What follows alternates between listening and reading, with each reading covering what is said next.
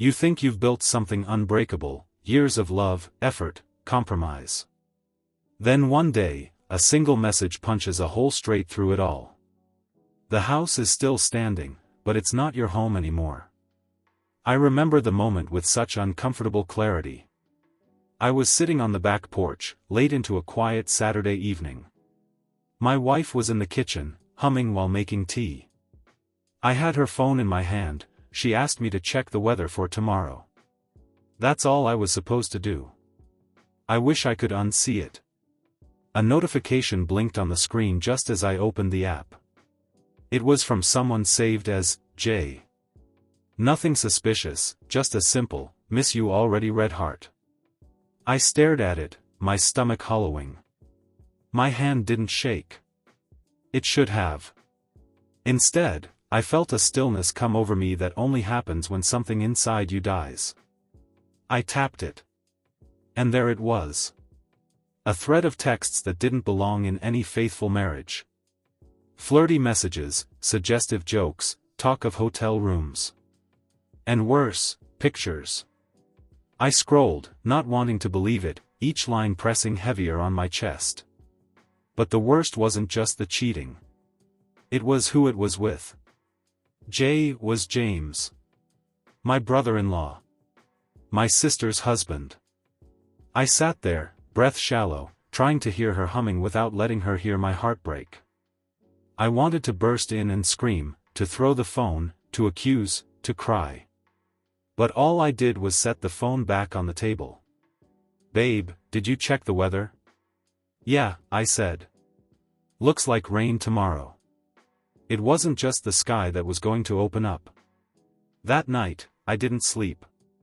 I listened to her breathe next to me while I lay awake wondering how long she'd been lying with that same breath. In the morning, I didn't confront her. I went for a walk. I needed space to think, to piece things together. I thought of my sister, Rebecca. If I was wrecked, what would this do to her? That evening, I called her. She answered with her usual cheerful tone. "Hey, what's up?" I didn't know how to say it. "You home? Can I come over?"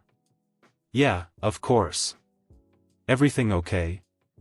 "No," I whispered. "Not really." She met me at the door, wearing old sweats and a look of concern. I walked in, sat down on her couch, and handed her the screenshots. I watched the blood drain from her face as her eyes scanned the messages. Her hand flew to her mouth. "Oh my God. I'm sorry," I said. "I couldn't keep it from you." She was quiet for a long time. Her face changed, shock, betrayal, then anger. "I will punish him," she muttered. I didn't stop her. "But I did say this, I want revenge." She looked at me. And then, with a darkness I'd never seen in her eyes before, she said, "So do I." We didn't talk about it out loud for a few days. Rebecca needed time. I gave her space, even though I was unraveling inside. The betrayal was so intimate, so twisted, two people we trusted with our lives playing house in the shadows. I stayed in my apartment. My wife thought I was working overtime, which wasn't entirely a lie. I spent those hours working through every emotion, anger, humiliation, sorrow. And then, slowly, something colder took root, clarity. I didn't want justice in the legal sense. I wanted them to understand the wreckage they'd caused. I wanted them to live in it. Rebecca called me on a Thursday night. Her voice had changed. Hardened. "I'm in." We met at a diner, the one we used to go to as kids with our parents. It felt surreal, sitting across from her while she mapped out ideas like we were plotting a school prank. Except this time, we were older. Hurt. Dangerous. "You sure about this?" I asked. She nodded. "They didn't just cheat. They humiliated us. They made us think we were crazy when we felt the distance. They took us for fools." She slid her phone over to me. A picture. James and my wife together at some lake house. Laughing. His hand in a place it never should have been. My friend took that. She saw them last weekend and snapped this before they noticed. Said they looked like they were celebrating something. I clenched my jaw. We're going to ruin that celebration. The plan came in layers. First, information. We needed to know where they were meeting, how often, and if anyone else knew. Rebecca had access to James's calendar. He was careless with his digital life. She forwarded it to me. There were frequent late meetings, gym sessions, and business dinners that matched with my wife's girls' night and book club. That was the first crack in their timeline. The second came when we realized they'd created a joint bank account. For what, we didn't know. But the deposits were small and regular, like they were saving for something. We planted seeds of suspicion. Rebecca accidentally mentioned a weird charge to James, a dinner at a place he hadn't been with her. She said it casually over breakfast. He froze. Then fumbled for an excuse. At home, I did the same. Told my wife I got a strange call from the hotel, confirming a reservation under her name. She laughed it off, saying they had the wrong number. But I saw the flicker in her eyes. The fear. It was working. Then came the next step, setting the stage. We chose a weekend they were supposed to be out of town separately. Rebecca and I booked a room at the same hotel they favored. She checked in using her maiden name. I rented the room directly next door to theirs. We waited. Watching them check in. Laughing, arms around each other, was like swallowing broken glass. But we didn't flinch. We listened. We recorded. We got everything we needed. Back at her place, Rebecca poured 2 glasses of wine and handed me one.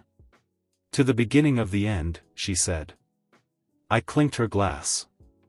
To justice. There's a unique silence that follows betrayal, the kind that isn't empty, but full. Heavy with the weight of what you now know, what you can't unknow. And we had all of it now. The pictures, the recordings, even screenshots of their messages, we documented every lie they thought was hidden in the dark. It wasn't just for us. We needed people to see them for who they were. No drama. Just truth. We started with the people closest to them. Rebecca printed everything. She created a small binder and titled it, "For Your Consideration." She mailed one to James's boss anonymously. Nothing vindictive, just a package showing that he'd been using company time and resources to book hotel rooms.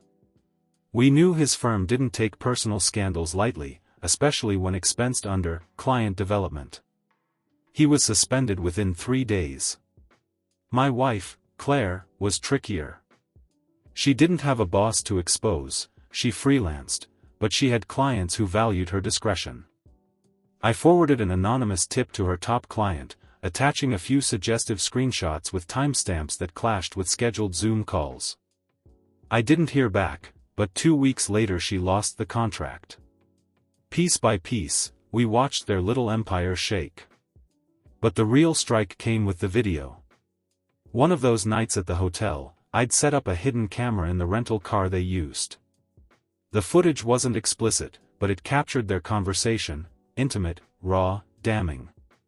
I don't feel guilty, Claire said, laughing. It's like we're finally living. James nodded. They never saw it coming. Those words. That smugness. That was our matchstick. We sent the footage to just 2 people, James's parents and Claire's younger brother, David. People they couldn't brush off or explain away. People who once looked at them with admiration. And then, silence. A few days later, Rebecca called me. Her voice was shaking, but not with fear. They called me, she said. James's parents. They asked if it was true. I told them everything. His mom cried. His dad said, he doesn't want to see him for a while. Claire didn't confront me. But I noticed things. She started staying out late. She stopped talking to me in the mornings. I could feel her guilt crawling over her skin like heat. She was unraveling. And still, I didn't say a word. I wanted her to bring it to me. To see if she'd own it. But she didn't. Until one night, she broke. "I need to tell you something," she said, standing in the doorway of our bedroom. I looked up slowly, already knowing. She hesitated. "I haven't been honest with you." I kept my face blank. "No?" She swallowed hard. "There's someone else. It started a while ago, and I didn't mean for it to happen." I didn't move. "James?" She froze. The blood drained from her face. How do you?" I finally stood. Walked over to my drawer. Pulled out the binder. Dropped it on the bed between us. "Because I've known for months." She didn't cry. Not right away. She sat down, like her legs had stopped working. She opened the binder, flipped through the pages, and I watched her unravel. "You planned this?" she whispered. "No. You did." I just followed the truth. Claire didn't sleep that night. I did. Peacefully, for the first time in months. When I woke up, the first thing I saw was her, still on the edge of the bed, eyes red and lifeless. I passed her without a word, made coffee, sat on the porch. Minutes later, she followed me. "Please," she said. Her voice was cracked. "Just talk to me." I didn't. I just stared out at the quiet street, at the normalcy of a morning that didn't match the storm in her face. "I know I don't deserve it," she went on, "but I screwed up. I was lonely. You were working late. I felt like we were just coexisting." I looked at her then. "Do you feel better blaming me?" "No," she said quickly. "I'm not, I'm trying to explain." "You made vows," I said quietly. "To love me. To stay faithful. Not just when it was easy. And you broke them. With my sister's husband." She crumbled. Tears poured down her cheeks. "I don't love him. I never did." That was the saddest part. That they'd both destroyed two families for something that wasn't even real. "I want to fix this," she whispered. "You can't." I stood. Some things don't get fixed. They just get buried. She left a few days later. Took what she could carry, left the rest. I didn't help her pack. Didn't even watch her go. Rebecca came by that evening. She brought takeout and a bottle of wine. "James moved out too," she said, popping the cork. "His parents cut him off. He's staying with a coworker now." I didn't say anything. I just sipped my wine, feeling something close to relief. She studied me. "You okay?" "No. But I'm getting there." She smiled. "Same." We didn't talk about them after that. Not directly. We focused on the quiet. On the shared understanding between two people who'd been shattered by the same blow. And then something strange happened. Healing started to look a lot like closeness.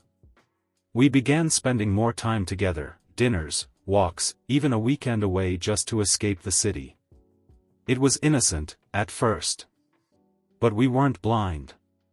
We saw the way our pain leaned toward each other. One night, we were watching a movie on her couch. Something funny.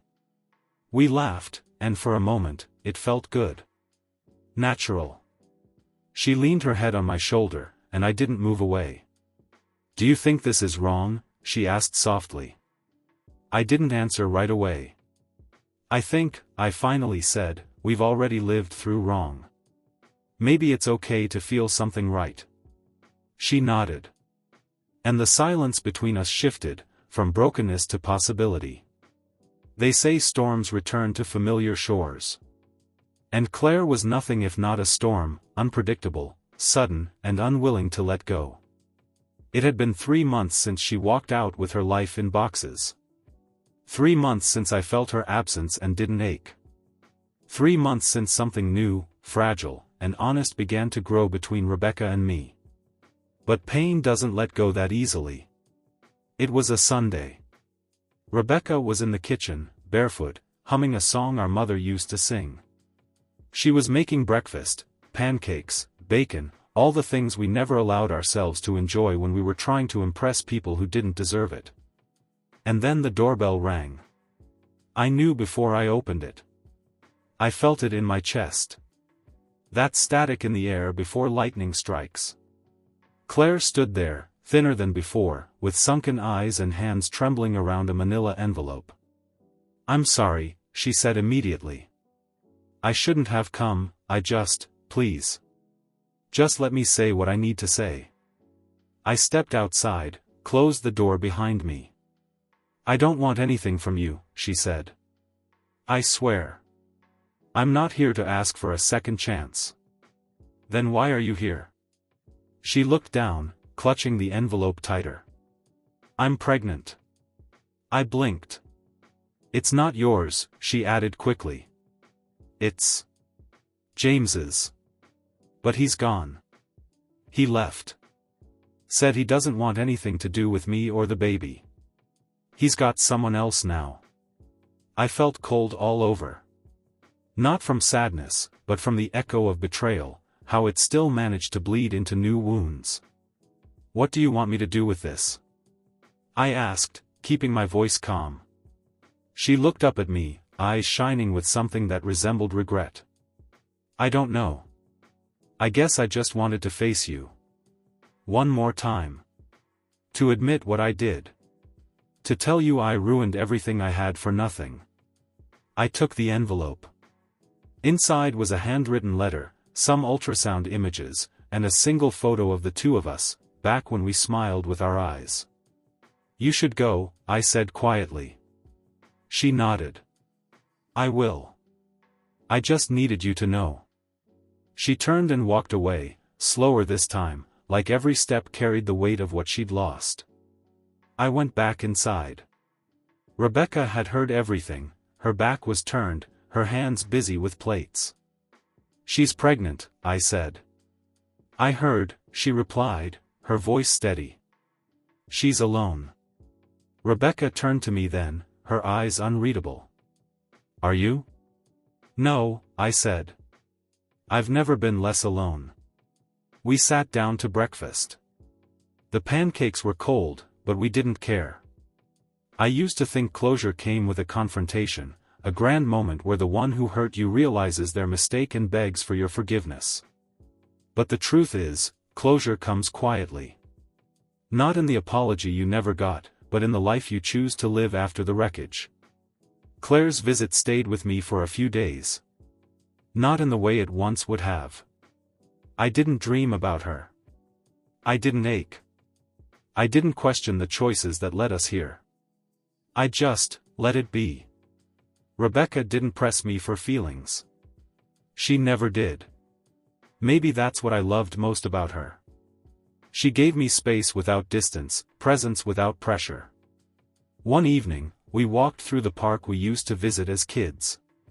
Autumn was settling in, golden leaves floating down like blessings.